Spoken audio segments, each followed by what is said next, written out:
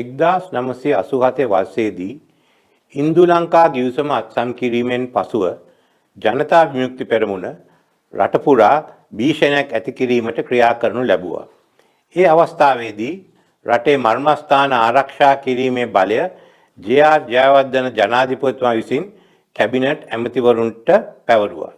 බියගම ප්‍රදේශයේ තෙල් පිරිපහදුව, ඩීසල් විදුලි බලාගාරය, මහවැලියේ සිට කොළඹට විදුලි බලය ලබා දෙන මධ්‍යස්ථානය වෙළඳ කලාපය ලෙස ආර්ථික වශයෙන් වැදගත් ස්ථාන කීපයක් තිබුණා. ඒ ප්‍රදේශය ආරක්ෂා කිරීම සඳහා හමුදා කැඳවනු ලැබුවා.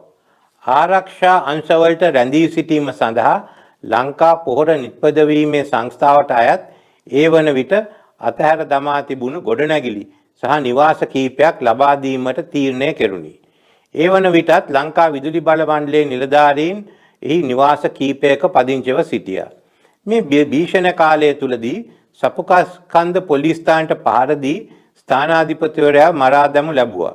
ඒ අවස්ථාවේදී ආරක්ෂක නියෝජ්‍ය ඇමති රංජන් විජේරත්න මහතා මට කතා කර යුද්ධ හමුදා හා පොලිස් නිලධාරීන්ගේ ආරක්ෂාව සඳහා නිවාස සංකීර්ණයේ හිස්ව පැවති නිවාස උන්ට ලබා දෙන ලෙස ඉල්ලා සිටියා.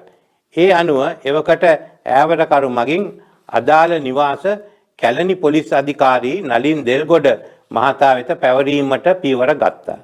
පළාත් සභා මන්ත්‍රීවරයෙකු, සමුපකාර සමිති සභාපතිවරයෙකු, පොලිස් සාජන්ට්වරයෙකු ඇතුළු පුද්ගලයන් කීප දෙනෙක් ඝාතනය කිරීම මේ අතර වාරයේදී සිදු වුණා. ඒ සමග තවත් පළාත් සභා මන්ත්‍රීවරගේ නිවසට පහර දීමක් කෙරුණා. කඩාවැටුණු ජනජීවය, ආර්ථිකය ගොඩනගමින් රටේ සාමය සහ ජාතික ආරක්ෂාව තහවුරු කිරීමට බලයේ සිටි ආණ්ඩුව විසින් කටයුතු කළා. 1994න් පසුව චන්ද්‍රිකා බණ්ඩාරනායක කුමාරතුංග මහත්මිය බටලන්ද ප්‍රදේශයේ වදකාකාරයක් තිබුණේදයි සෙවීමට කොමිසමක් දැම්මා. ඊට නොයෙකුත් පුද්ගලයන් කැඳෙව්වා. මම මේ කැඳෙව්වේ සාක්ෂිකරුවෙක් ලෙස පමණයි. ඒ වන විට මා රටේ විපක්ෂ නායකයා ලෙස කටයුතු කළා. බටලන්ද කොමිසම් පත් කළේ සම්පූර්ණ දේශපාලන මඩගැසීමක් අරමුණු කරගෙනයි. නමුත් ඒ උත්සාහය සාර්ථක වුණේ නැහැ. වාර්තාවේ තීරණවල මා සම්බන්ධයෙන් සඳහන් කර තිබෙන්නේ ඇමති හැටියට පොලිස් අධිකාරිවරයා මගින් පොලිස් නිලධාරීන්ට නිවාස දීම නිවැරදි නොවන බවයි. එහි නියම ක්‍රමවේදය විය යුත්තේ පොලිස්පතිවරයාට නිවාස බාර දී ඒ හරහා අදාළ නිලධාරීන්ට පැවරීමයි. මේ ක්‍රියාකාරීකම නිසා මමත් නලින් දෙල්ගොඩ මහතාත් වක්‍රකාරයෙන් වගකිය යුතු බව කොමිෂන් වාර්තාවේ සඳහන් වෙනවා. කොමිෂන් සභාවේ වාර්තාවේ සඳහන් වෙන වෙනත් කිසිදු කරුණක් මට අදාළ වන්නේ නැහැ. ජනතා විමුක්ති පෙරමුණ 1988 කාලයේ කළ ත්‍රස්තවාදී ක්‍රියා රාශියක් ගැන කොමිෂන් වාර්තාවේ තීරණ සමාපatti නිරීක්ෂණ වලට දැක්වෙනවා. එහි පසුබිමත් කියවෙනවා. ජනතා විමුක්ති පෙරමුණ කළ දරුණු ත්‍රස්ත ක්‍රියා ගැන කොමිෂන් වාර්තාවේ 3 වැනි පරිච්ඡේදයේ දීර්ඝ වශයෙන් කරුණු සඳහන් වෙනවා. මුළු ඉතිහාසයෙම එහි ඇතුළත් කර තිබෙනවා.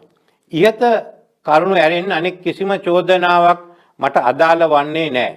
ඒ වාර්තාව මම සම්පූර්ණයෙන්ම ප්‍රතික්ෂේප කරනවා. බටලන්ද කොමිෂන් වාර්තාව හංගාගෙන සිටියා කියා කිසිවෙකුටවත් චෝදනා කළ නොහැකි.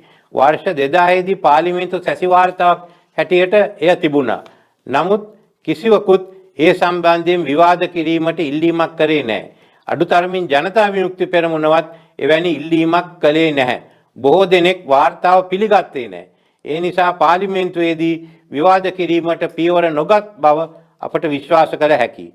මෙතෙක් බලයටපත් වූ කිසිදු දේශපාලන පක්ෂයක් මේ වාර්තාව හරහා පටු දේශපාලන වාසි ලබා ගැනීමට කටයුතු නොකළ බවද කිය යුතුයි.